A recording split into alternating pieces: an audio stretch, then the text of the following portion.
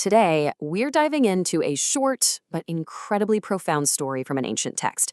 It's one of those timeless tales about the search for truth, and it has a powerful lesson for pretty much anyone who's ever found themselves looking for a really tough answer.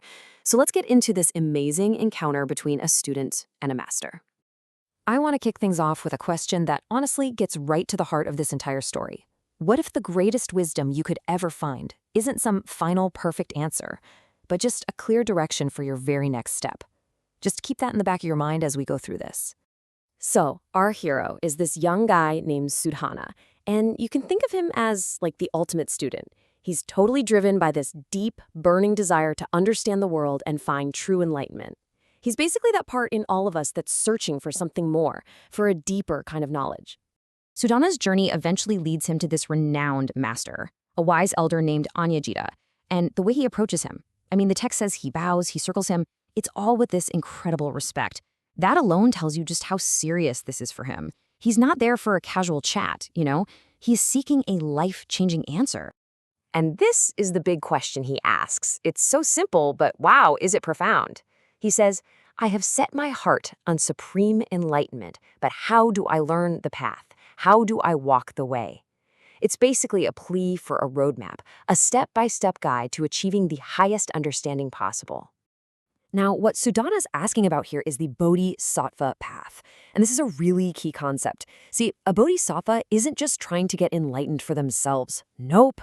Their goal is to become enlightened specifically for the sake of all other living beings. It is a massively ambitious and compassionate goal. And that's so important because it shows he's not just looking for a personal shortcut. He's asking how to carry the weight of the world on his shoulders. Okay. So you'd think a great master would, lay out some grand, all-encompassing plan, right? But Anyajita, he doesn't do that at all. His response is completely unexpected, and it's right here that we find the central lesson of this whole story. Before he gets to what he doesn't know, the master starts with his own specific area of expertise. He's not being evasive here. He's being incredibly precise. He's grounding his answer in his own direct experience and wisdom.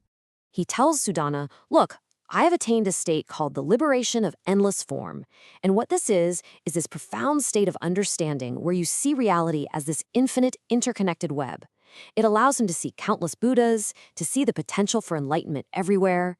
It's a deep and very specific kind of wisdom. But listen closely to that word, specific. It's just one path. And this is where the whole story turns. After sharing this deep knowledge of his, the master makes this stunning admission, one that actually reveals way more wisdom than any grand theory ever could. This contrast is really the heart of the whole lesson. On one hand, you have this representation of his immense knowledge, this swirling galaxy of beings, this vision of that endless form he talked about. It's complex, it's beautiful, it's profound. But then, on the other hand, you see something totally different. The master himself, just a small figure standing before this vast, unknowable expanse of stars. And that image represents his humility. He gets it. For everything he does see, there's an infinite universe he does not. True mastery isn't just about the galaxy you hold, it's about respecting the cosmos you don't.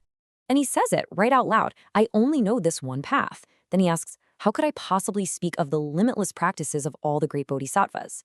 He is fully acknowledging that his wisdom is just one single piece of an infinitely large puzzle. And that's the key. His expertise doesn't lead to arrogance. It leads to profound humility. So, if he can't give Sudhana the ultimate answer, what does he offer him? Well, he gives him something far more valuable. Not a destination, but a direction. He gives him the next step. And the instructions are just beautifully simple and concrete. Go south from this city, find the village named Dharma, and there you need to seek out another teacher, a man named Shantatama. See what he did? The master doesn't solve Sudhana's quest, he just hands him a compass pointing to the next stage of the journey. For Sudhana, this isn't a dead end, not even close. It's the exact opposite. It's a confirmation that his journey is real, that it's supposed to be a long and winding road, and that he is now firmly on the next leg of that adventure. So how does Sudhana react? Is he disappointed? Is he upset? Not at all. The text says he leaves with reverence and longing. He completely understands the deep wisdom in the master's guidance. He got exactly what he needed. even if it wasn't what he thought he wanted. All right, let's pull all this together. What's the essential wisdom we can take away from this powerful, simple exchange between the seeker and the master? Well, I think this story gives us 4 pretty profound insights for any of us on our own quests. First, real wisdom isn't about having all the answers. It's about knowing the limits of what you know. True mastery always includes humility. Second, stop looking for a single perfect map. Instead, just focus on finding the right direction for your next step. It's a process. Third, value every single guide you meet along the way. Each person offers a unique piece of the puzzle, and it's your job to collect them.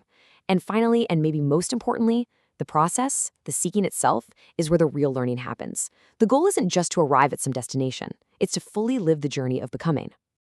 And that, right there, is the message that rings so true even today. The greatest mentors, the best teachers, the wisest guides you'll ever find, they don't just hand you a map with the destination circled. They trust you enough to simply point you down the right road and let you walk it yourself. So I'll just leave you with this question to chew on. After hearing Sudhana's story, what do you think? Is true wisdom found in the person who claims to know everything?